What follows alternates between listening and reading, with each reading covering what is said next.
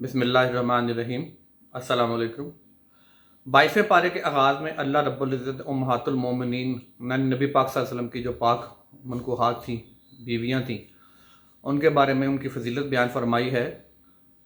कि वो आम औरतों से मुख्तलिफ हैं। नबी पाक सल्लल्लाहु अलैहि वसल्लम के निकाह में एक बार जो औरत आ गई आप सल्लल्लाहु अलैहि वसल्लम की वफ़ात के बाद या उनसे अलहदगी के बाद, उस औरत से दोबारा कभी कोई निकाह नहीं कर सकता था। और आप सल्लल्लाहु अलैहि वसल्लम को हुक्म दिया गया कि इनको बता दें कि वो आम लोगों से मुख्तलिफ हैं, आम ख़वातीन से मुख्तलिफ हैं। जब वो अपने घरों से निकलें तो अपनी चादरें अपने सीनों के ऊपर डाल लिया करें ताकि वो पहचान ली जाएं और ना सताई जाएं। इसी तरह पर्दे का हुक्म बताया गया कि कैसे पर्दा किया जाता है। और अल्लाह ताला ने ज़िक्र की फजीलत बयान फरमाई है। जो इंसान जिसकी ज़ुबान पे हर वक्त ज़िक्र जारी रहता है उसका ऐसे है जैसे कि वो ज़िंदा है, और जिसकी ज़ुबान जिससे ज़िक्र जारी ना हो वो ऐसे है जैसे उसका दिल मुर्दा हो चुका है। अल्लाह का ज़िक्र ही है जिससे ज़ुबान तर रहनी चाहिए, क्योंकि हम जितना भी चाहें रब का शुक्र अदा करना चाहें हम कर नहीं सकते। रब की हमारे ऊपर बेशुमार नेमतें हैं, ऐसी ऐसी नेमतें हैं कि हम बयान नहीं कर सकते। हमारा दिल हर वक्त खुद से धड़कता है, दिमाग चलता रहता है, सांस खुद चल रही है, जिस्म के अंदर खून का बहाव है, और बेशुमार कुलियाती सतह पर ऐसे ऐसे मामलात हैं कि जिनका आप अंदाज़ा भी नहीं कर सकते, और वो खुद ब खुद अल्लाह ताला के हुक्म के मुताबिक हो रहे हैं। हम रब का जितना मर्ज़ी शुक्र अदा करें कम है, क्योंकि इनमें से किसी एक खुलियाती लेवल पर किसी एक छोटे से हार्मोन, किसी केमिकल का भी मसला थोड़ा सा बिगड़ जाए तो इंसान की ज़िंदगी लाचार होकर रह जाती है। इसके अलावा अल्लाह ताला ने फरमाया है कि मुंह बोला बेटा जो होता है, नबी पाक सल्लल्लाहु अलैहि वसल्लम को फरमाया कि आपके किसी के बाप नहीं है नबियों में से, और नबी का फरमाया कि मुंह बोला बेटा जो होता है वो मुंह बोला ही होता है, वो सगा नहीं होता,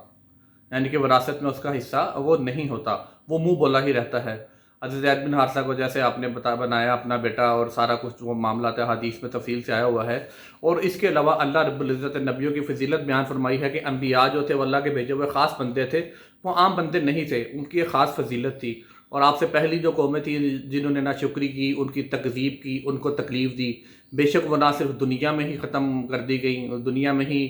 उनको ज़िल्ल ख़ार कर दिया गया, दुनिया में ही उनके ऊपर मुसीबतें आई, बल्कि आखिरत में भी अज़ाब उनका हमेशा के लिए ठिकाना है। अहले ईमान के लिए नसीहत है कि वह नमाज़ पढ़ें, रोज़ा रखें, एक रब की इबादत करें और ज़कात अदा करते रहें, और जो साहब इस्तात हैं वो हज करें और शिर्क से बचें। और इसके अलावा क़यामत का हवाल बताया गया है, क़यामत का दिन बड़ा सख्त होगा, 50,000 साल के बराबर वो दिन होगा, और उस दिन अल्लाह की रहमत का साया जिसके ऊपर होगा उसके अलावा किसी को कोई साए की जगह नहीं मिलेगी। तमाम लोग माज़ादात नंगे अल्लाह ताला की बारगाह में खड़े होंगे, हर कोई परेशान होगा, पसीने बह रहे होंगे, गर्दनें शर्म से और खौफ से, डर से झुकी हुई होंगी, निगाहें झुकी हुई होंगी, और वो दिन ऐसा सख्त होगा कि उसकी सख्ती का हम अंदाज़ा भी नहीं कर सकते। और वही लोग कि जिन्होंने ज़िंदगी अल्लाह ताला के अहकामात के मुताबिक गुजारी, मोमिनीन जिनको कहा जाता है, वही लोग उस दिन अल्लाह की रहमत के साए तले होंगे, और वही लोग जो होंगे जो अब्दी जन्नतों के वारिस होंगे। इसी तरह अगली सूरह मुबारक में अल्लाह ताला ने हज़रत दाऊद और हज़रत सुलेमान अलैहिस्सलाम का वाक़या बयान फरमाया है। हज़रत दाऊद जो थे उनको एक बहुत अच्छी तलावत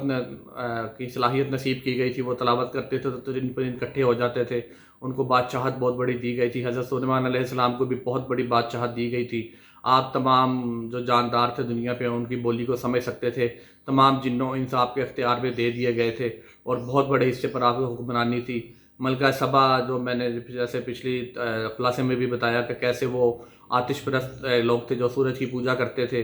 उनको कैसे अल्लाह ताला के हुक्म से आपने अपने दरबार में बुलाया, और कैसे वो औरत जो थी वो मुसलमान हो गई और आप पर ईमान ले आई, और तमाम लश्कर के साथ उन लोगों ने इस्लाम कबूल कर दिया। अल्लाह ताला ने फरमाया कि गुमराह लोग वो हैं कि जो अल्लाह ताला की इबादत नहीं करते, मुशरिकीन का पीछा करते हैं, उनके मुताबिक चलते हैं, अल्लाह के सिवा दूसरों को अपना माबूद समझते हैं। ऐसे लोग ना सिर्फ दुनिया में और रुसवा होंगे, बल्कि आखिरत में भी उनके जो हैं जिनका वो साथ वो शिरक करते थे वो उनके शिरक से बागी हो जाएंगे, और क़यामत के बाद उनका जो हिसाब होगा वो बड़ा सख्त होगा। और मुशरिकीन जो होते हैं वो अल्लाह ताला ने फरमाया कि वो जहन्नम की अथाह गहराइयों में फेंक दिए जाएंगे, उनके लिए कोई माफ़ी नहीं, बाकी हर गुनाह जो है वो अल्लाह ताला चाहेंगे तो माफ़ फरमा देंगे। मुशरिकीन कभी भी जहन्नम से बाहर नहीं आ सकेंगे, और जन्नत की खुशबू कभी भी नहीं सूंघ सकेंगे, जो कि हज़ारों साल के फासले से भी आ रही होगी। सूरह यासीन इस पारे के आखिर में उसकी आयतें हैं कुछ। सूरह यासीन अल्लाह ताला ने मोमिनीन को डराने के लिए भेजी हैं कि अल्लाह ताला फरमाते हैं कैसे मैंने अपने एक बंदे को, उनका नाम नहीं बताया गया, एक बस्ती के पास भेजा और उनको बताया कि तुम रब की गुमराही में पड़े हुए हो, تم اس رب پر ایمان لے آؤ، اس رب کی جو ہے نعمتیں ان کا شکر ادا کرو، اور ایسے تمام کاموں سے بچ جاؤ کہ جن سے رب تعالیٰ نے منع فرمایا ہے، لیکن ان لوگوں نے اس کا قدر نہیں کی اور اس کو جھٹلایا، اس کو ختم کر دیا۔ تب ایک دوسرے شخص نے خواب میں دیکھا کہ وہ شخص جنت کی بلندیوں میں ہے، بہت اچھے خوبصورت مقام پر ہے۔ تو اس نے پوچھا یہ کیسے ہو؟ اس نے کہا کہ میرے رب نے مجھے اس کا جو پیغام تھا اچھے طریقے سے پہنچانے کی فضیلت دی، اور اس کے بدلے میرے رب نے مجھے بہت بڑے فضل سے نوازا۔ یہ تمام واقعات ہمیں بتاتے ہیں کہ رب پر ایمان لانا، اللہ اور رب کے جو انبیاء ہیں جو وقتاً فوقتاً زمین پر آتے رہے، اور خاتم النبیین حضرت محمد صلی اللہ علیہ وآلہ وسلم جن کی ہم امت ہیں، ان کی تعلیمات پر ایمان لانا یہی اصل ایمان ہے۔ اس کے مطابق چلنا ہی ہماری زندگی ہے۔ اگر ہم اس کے مطابق چلتے رہیں گے، اگر ہم رب پر ایمان لا کر اور اس کے ساتھ شرک نہیں کریں گے، نمازوں کی پابندی کریں گے، روزوں کی پابندی کریں گے، زکوٰۃ وقت سے ادا کریں گے، اللہ تعالیٰ نے جن کاموں سے منع کیا ہے، سود کھانے سے، حرام کھانے سے، نہ کسی کو قتل کرنے سے، اور ماں باپ کی نافرمانی سے، اور ایسے کبیرہ گناہوں سے بچتے رہیں گے، تو یقیناً قیامت کی ہولناکیوں میں بھی اللہ تعالیٰ ہمارے اوپر اپنے عرش کا سایہ رکھیں گے، اور انشاءاللہ تعالیٰ اللہ تعالیٰ ہمیں ان لوگوں میں شامل کریں گے جن کے ساتھ اللہ نے وعدہ فرمایا ہے کہ وہ جنت کی بہترین بلندیوں میں، اور جنت الفردوس یعنی کہ جو جنت کا سب سے بہترین درجہ ہے، وہاں پر داخل کر دیے جائیں گے۔ اللہ تعالیٰ